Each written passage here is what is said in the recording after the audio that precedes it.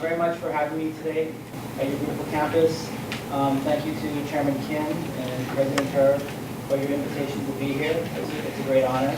I'm going to talk a little bit today about the business, about how I got to work in Hollywood, how I also started essentially this film school in Hawaii, and why I hope in the future some of you will consider coming and study with us. So my talk is basically about traveling and journeys and going from Asia to Hollywood and back. And some of the people that well, actually I have not worked with management, but we will with Busan Film Festival for a party.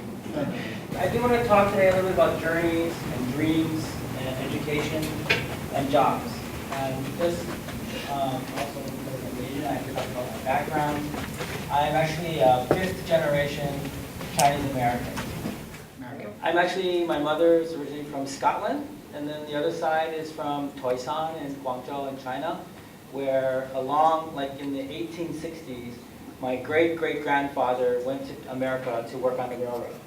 This is actually my great-great-grandfather, and this is my great-grandfather, and both of them traveled all the way from China to America to support their families back in China. And then eventually, my grandfather made the journey from Guangzhou to Canada, took a train, a boxcar to Detroit. From Detroit, somehow made his way to New Haven, Connecticut.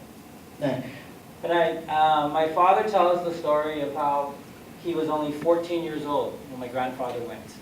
And he basically was a legal immigrant, and he came into the country on a railroad car in Canada. But what he didn't know was that the railroad car was a refrigerated railroad car for food, for vegetables and meat. So when he got out of the car in Detroit, he had frostbite. Oh, he did. My grandfather was a very intelligent man. He was raised to be the village teacher, but he had to go to work in America. But he was also very superstitious. And my father says that when he got out of the boxcar in Detroit, he saw a black man, an African American. It's the first time he'd ever seen one. And he thought it was a ghost, and so he fainted. He made it to New Haven. And in those days in America, if you were Chinese, you basically had two job options, a laundry or a restaurant. And he opened both of those. But he went back to China, and he got married, like you're supposed to. He got a good wife. And then they moved back, and they had 5 children, including my father. And they could not go to the hospital. They were all born inside the laundry. But one good thing is they were in New Haven, Connecticut. And so my father went to Yale, and that's where he actually met my mother, and they were both at the divinity school, in the graduate school together. And I was born in New Haven, and then my family moved to Hawaii because my father had a church there, and they wanted to raise me in Hawaii. But because of my parents, I was able to go to Yale, and that brought me back to the U.S. mainland. And I was actually a political science major. I was not a film major. I will tell you that when you graduate in this field, and when you want to go into this field, film, television, theater, there's no one recruiting you. When I graduated, I was the only person I knew that wasn't going to graduate school, that hadn't been recruited to work for a bank, that wasn't going to go work for Procter & Gamble, a business company, because you don't get recruited to be in this business. You have to make your own way into this business. So I actually, my first job was in television. It was a show called Good Morning America. It's a national morning show. I worked at the very bottom of level of the show that you could work. And eventually I became a producer on the show, which was a good job. But I wasn't satisfied. I felt like there was something more that I could do in the field. So I was offered a job working with this director, Wayne Wang, on what was going to be his second movie. Very, very, very low budget. There was like no money. But he said, and it was shooting in San Francisco, and I was in New York. And he said, well, if you come and work for me, you could be my assistant director and help me make the movie. Among other things, it was the first movie in America Joan Chen made. Joan eventually She was a big Chinese actress. She left when she was 18 years old. You know, she then ended up doing things like The Last Emperor, and now she's in the Marco Polo series and stuff. But the reason I bring up doing this is, again, I had to quit a job, make no money, to go and learn something in another part of the entertainment field. The film itself, I think, was a very important first look at Chinese immigrants and newer immigrants to America. It was unexplored territory. For myself, what was important about it is I learned a lot. It was like going to film school, except I was actually working on a film set. And I was both the assistant director, which I didn't know what I was doing. That's, first of all, you have to remember this. I didn't know what I was doing, and I told the director that. But he said, well, I've never had an assistant director, so if you're willing to come work for me for free, you can come work on the film, and we'll figure it out together. And when I was done making this movie, I knew two things. I was never going to be an assistant director again, and I wasn't really going to be an editor, because they also really weren't for me. But it did lead me to my next job, because I met people, and they introduced me to people, and I started at this company, TriStar Pictures, as a script reader, which again is at the bottom of the line. So it's a little different in Hollywood from every other movie industry in a few ways, and one of them is in America, in Hollywood, in New York, there are thousands of people writing screenplays, and most of them are really bad. So there are basically about 6 studios in Hollywood, and a couple smaller studios. But all those thousands of screenplays and books and things all have to somehow be read by somebody who works for those studios. So a script reader is just that. You read the script and you basically write a book report.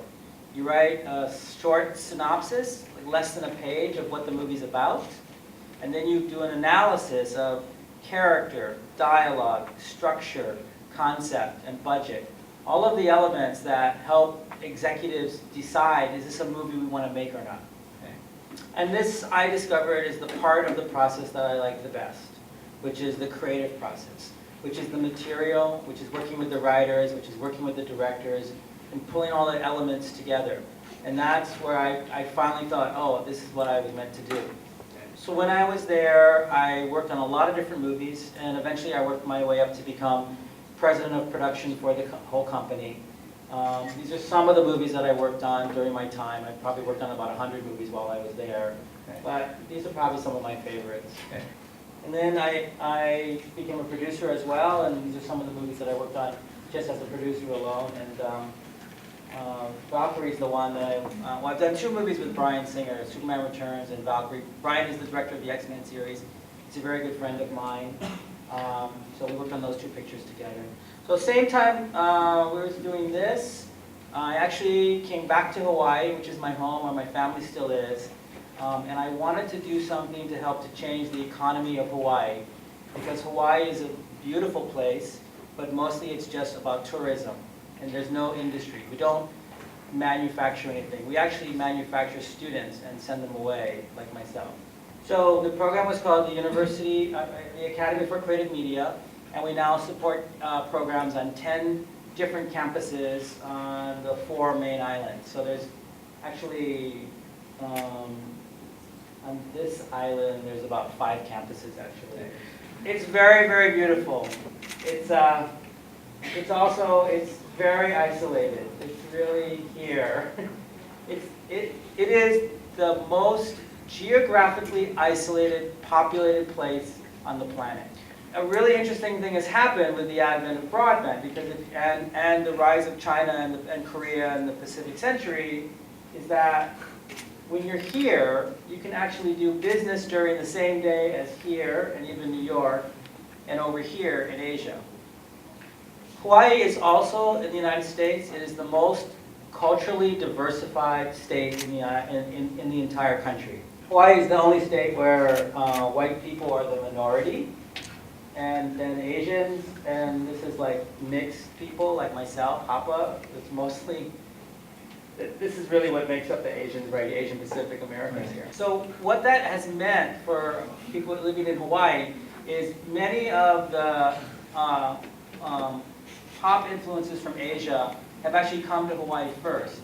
And Hawaii is actually, I think, a really excellent, almost giant focus group to see if a concept is going to work. Because we've had Chinese and Japanese and Korean television stations forever. And you can have, there's K-pop on our radio.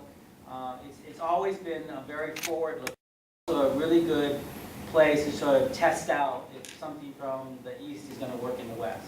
So actually, this is where foreign students come, mostly from Hawaii. The biggest group is Japan, almost 25%, and South Korea is second, with 12%, followed by China, then Taiwan, and then Germany. So this is the campus where Tim is, and I'm there about 3 days out of the week, because I actually have to go to all 10 campuses, but this is our newest campus. This is the University of Hawaii at West Oahu. So you can see how much land is around it, and actually this is a better look at it in terms of the campus is the red, all the way all here and all the way over here on both sides. This is the new train that goes to town. This is becoming the biggest new neighborhood of 12,000 new homes. And this is a city, and there's a small airport here as well. So, and our plans, in addition to building new production buildings, is eventually I've been working on building an actual motion picture studio right here on the campus. So we do have multiple campuses, and they tend to specialize in different areas. One is mostly audio production. One is a video game. Well, we do video game design at several campuses now. We have motion picture production at one, but that'll be coming soon. We're doing a lot of work in transmedia production, basically what you call YouTube production, web-based content, because that's where the audience is going. Also mobile gaming, social media platforms. So we do a lot of guests. We have a lot of visiting people. Like this is actually my friend Hironobu Sakaguchi, who invented Final Fantasy. He recently came in and talked about that in his new game, Terra Battle. These are YouTube stars and X-Men people and stuff, and we do a lot of different kind of. And the different campuses, we have 2-year degrees and we have 4-year degrees. And if we can work things out, hopefully maybe you'll be able to start here and finish there. So actually, this is a breakdown of entertainment industry in China. So the numbers are a little bit old, but it's a combination of film, video games, animation. This sector, I think, has gotten much bigger since 2010. Which sector? Film.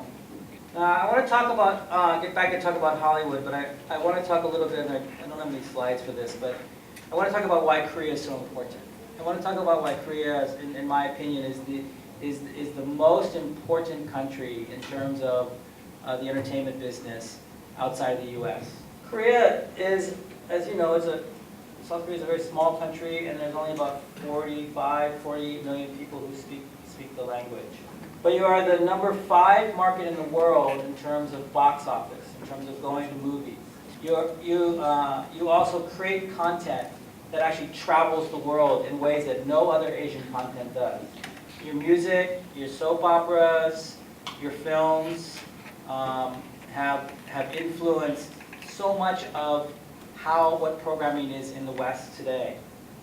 And I think your own industry had a big turning point in around 1992, 93, when the government basically lifted restrictions on stories, and you had a movie called Shiri, which I think came out in '96. It was the first Korean movie that had 2 million admissions. When I go to visit China, the Chinese are they're very, very jealous of the Koreans. They're very jealous of shows like My Friend from the Stars. The Man from Stars. The Man from the Stars. It's just so popular in China. They're very jealous of Gangnam Style. They don't understand why don't their movies work in other countries, or why doesn't their music work in other countries. And of course, Koreans have figured out how to make the most beautiful people in the world as well. So everybody wants to look Korean. But you absolutely, in my opinion, have basically sort of cracked this code, because the other thing you have in common with the U.S. in terms of your popular culture is, they said the most important market, I'm going to get to this in a second, is China. And the Korean participation in the Chinese market, Korean product in the Chinese market, has proven to be very, very successful. Now, I'm going to just show you a little bit of Hollywood history. So these are a couple films that actually worked around the world, and it's very few in numbers, films that have worked outside of their own borders. Hero is one of them. It's about $128 million. Oh no, 54 million. Crouching Tiger did about $250 million around the world, and the artist did something similar. But there are very few films that have been able to do this. Basically, the movies have been around since about, well, this is 1887. This is the very first movie ever made. And it was 2 seconds long, and it was made by a French guy that was living in England at the time. And this was like one of the other big movies that was made back then called Exiting the Factory, and it was made in France. And basically it was just the people working at the factory coming out of the factory. But people had never seen this before, so this was very, very exciting. This is another very famous French filmmaker, Georges Méliès, who had an accident with a camera one day where the camera stopped and then started again. He just noticed that the actor suddenly disappeared. So he made a movie called The Vanishing Lady, where basically they stopped the camera and she's gone, and audiences were amazed. So that was the very first special effect in a movie. And this director, Georges Méliès, decided, oh, that's what people... So most of you probably know him as the inventor of the light bulb and, you know, General Electric and stuff.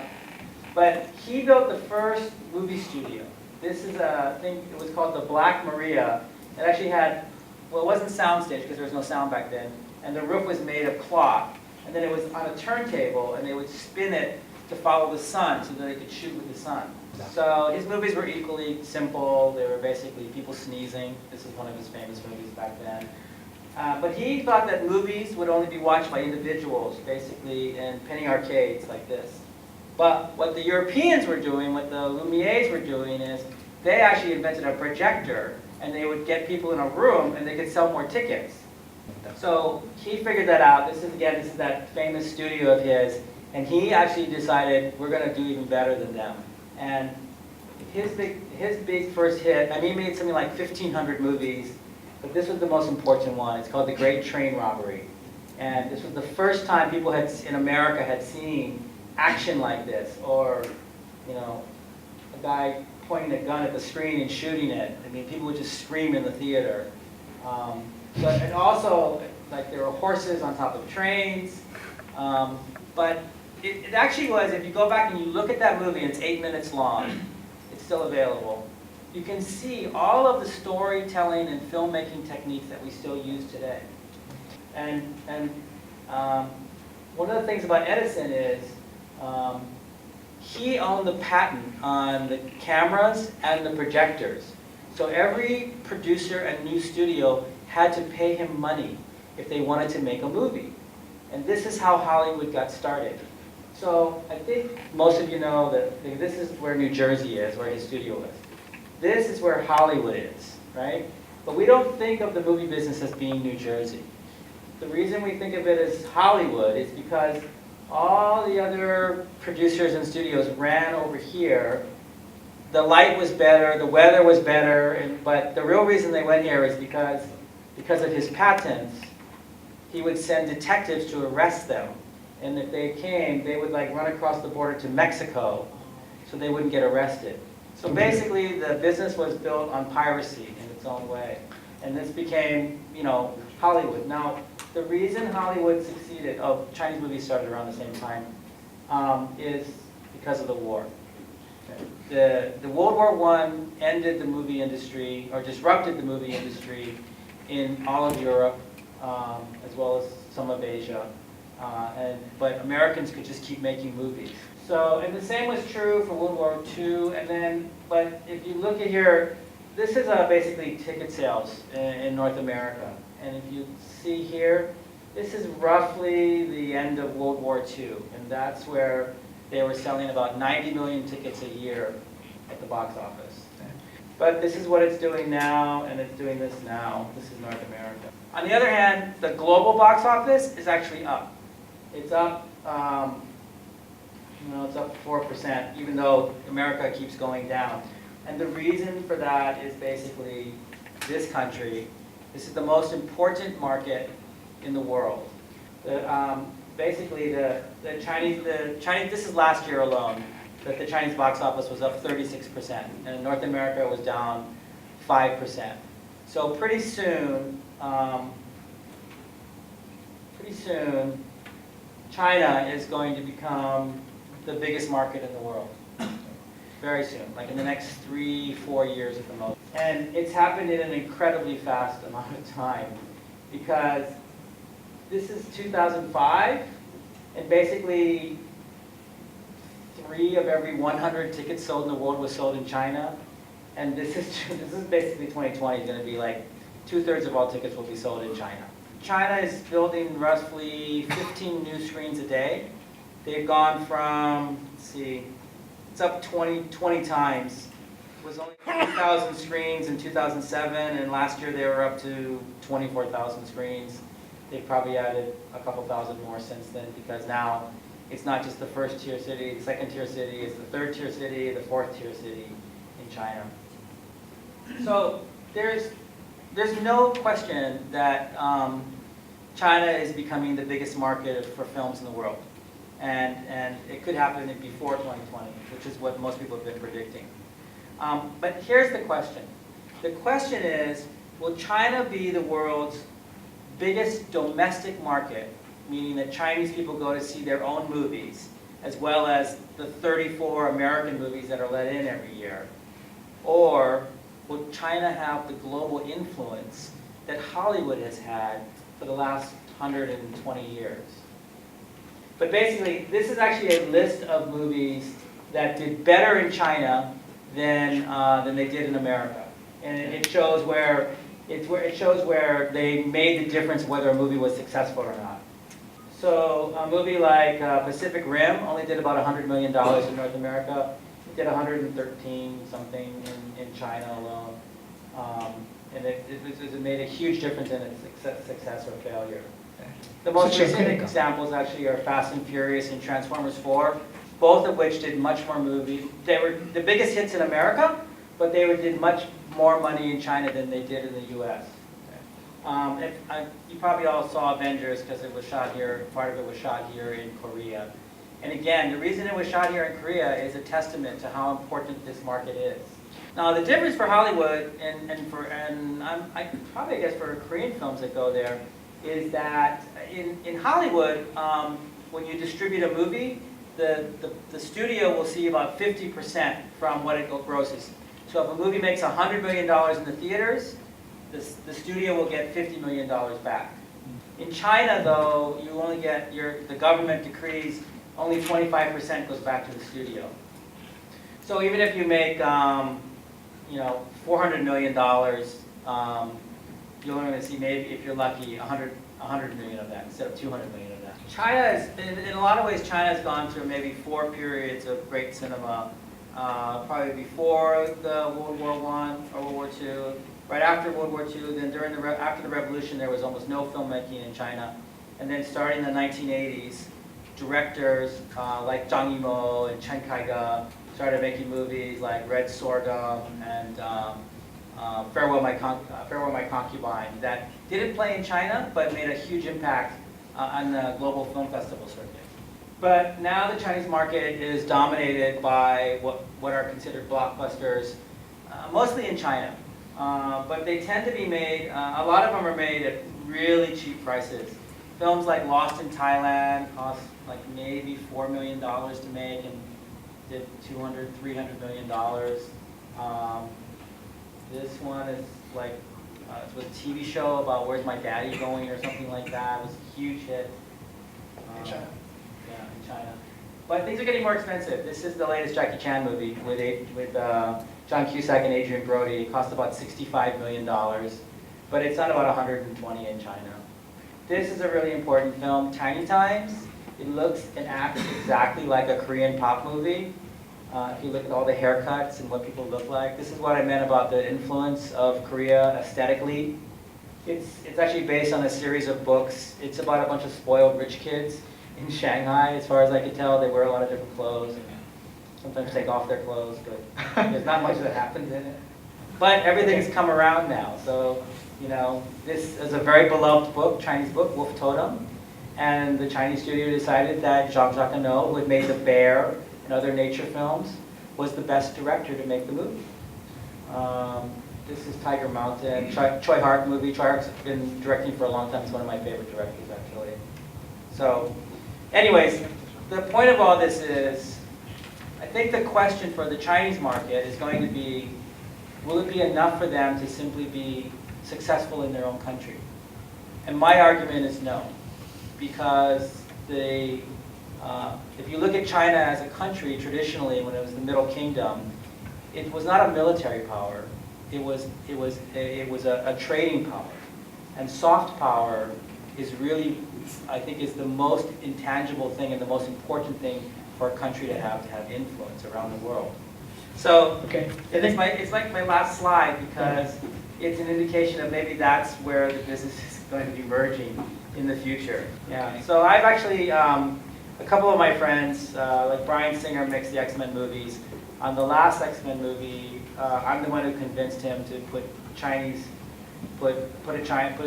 a Chinese mutant, basically, and that's when he put Fan Bingbing, and actually give them something to do in the movie, not just be a doctor like they were in Iron Man 3, I think it was. And my friend Roland Emmerich, who did 2012 and Day After Tomorrow, and of course Independence Day, is making the sequel to Independence Day. And so, yeah, she sent me this, he's my friend, he sent me the script, and I suggested that they take some characters and turn those into Chinese characters as well. 지금 시간이 많이 지났으니까 Q&A 가질게요. 질문하고 답하는. India is very interesting also because before China, actually I think the #1 country in the world to make movies is India. I actually think Nigeria makes 900 films a year, but no one ever sees them except in Nigeria. But what's been interesting actually is that the Indian films, and actually there's one right now that's playing in China very well called PK, where they are finding ways to penetrate the global marketplace. There is also a small, in the United States, in North America, there's a, oh, you need to translate, sorry. There's a smaller, there's now a chain of theaters that only shows Indian Bollywood films in North America. But the overall numbers in North America and other countries are not that, have not been that significant. It's still, again, there's never been like a Chinese pop star to be on the cover of Time magazine, you know? That's only happened with Koreans. There's never been a Chinese singer to do 1 billion views on YouTube, like, you know, like Psy. Well, it depends on the part. But it is true that you know, I talked a little bit about some of the changes that have happened, particularly because of the Chinese market. Hollywood has never really done this before, where they say, oh, that market means a lot to us, and we need to put in elements that we know will appeal to that audience. So it was not an accident that Avengers came and shot here. It's because the market is so important. When we launched Valkyrie, we did that here in Korea. I came here with Tom Cruise and Bryan Singer, and that we did it at the COEX. We had a big premiere at the COEX. And so it's an indication of why the market is so important. They usually launch the Transformers movies here in Korea as well, because this market is so important to the success of those films. So that, you're seeing that in the casting. You're seeing casting happening that they're saying, you know, we're going to take this actress or this actor and put them into American films. Are you studying acting here? Okay, good. Stay in school. Yes, it's terrible being an actor. It's a life of misery. You have to have not just talent, but you have to have a very, very thick skin. Thick skin. But acting, like a lot of this business, it's not what anyone would call a rational choice. It's not a choice from your brain, it's a choice from your heart. And, Okay. Go ahead. Which doesn't make it any less legitimate, but it's an indication of, like when I started and I was talking saying like, oh, I went to Yale, but nobody wanted to hire me because I wanted to be in this business. And everybody wants to be in this business. And unless my family came from this business, which, as I showed you, they didn't. They came from Chinese laundries. You know, you're not just going to get a job. You have to really work at it. You have to really want it. You have to believe in yourself. And you have to know that you're going to be a number of times when people are going to reject you. So the thing I'll tell you, and I've told other students this, is whether you're in Hollywood or what's the place where all the kids hang out in front of JYP's place to try to be discovered? Whatever that neighborhood is. Is that here? Oh, 청담. Cheongdam, yeah. Cheongdam. Everybody has some level of talent. And I really meant it about stay in school, study your craft, and always keep studying your craft. The great actors never stop studying their craft. Everybody has some level of talent. Everybody has some level of ambition as well, right? They want to do something, want to be something. But the ones that I see succeeding are the ones who have this inner quality that I call tenacity. And I don't know what the Korean word for that is. It's a belief in yourself, and when people tell you no or you get knocked down, is you get back up. And that's the only thing I can tell you about people who succeed in this business versus people who don't succeed. Because a lot of it's unfair, a lot of it's like people know people and they get ahead of it because of it.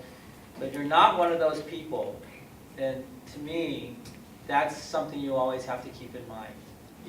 You can't stop and consider the odds against you. If I had stopped to think about, oh, I'm going to be president of the first Asian, first minority to be president of production of a Hollywood studio, I never would have tried if I had stopped to think about it for a second. I just knew that I enjoyed this business and I wanted to do it. Now, you do have to get to know people. You do have to network yourself.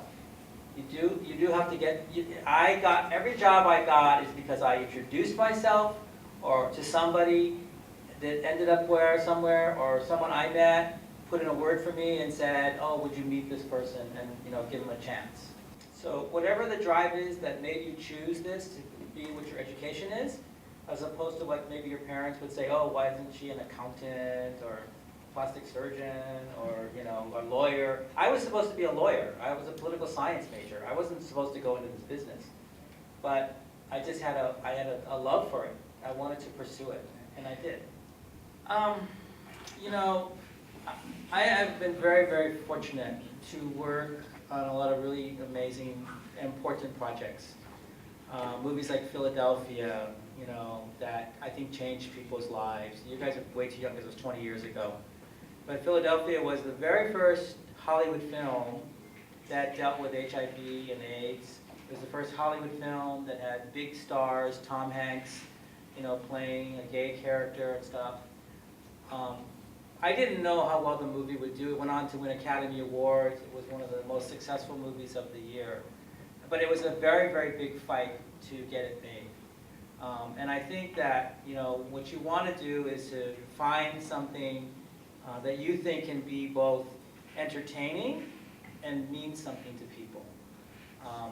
And in a different way, I often tell students, film students, is find that story that is true to yourself, but speaks to the broadest possible audience. There's a lot of students who go out and make these little experimental movies that are just for themselves, and that's fine. But if you want to make it a business, if you want to be successful, you need to figure out, how do I tell a story that's interesting, that people care about, and has an appeal beyond, oh, I made this for myself. And that's the difference between Hollywood films and a lot of independent films. Okay? 감사합니다. Thank you very much for Thank having you. me.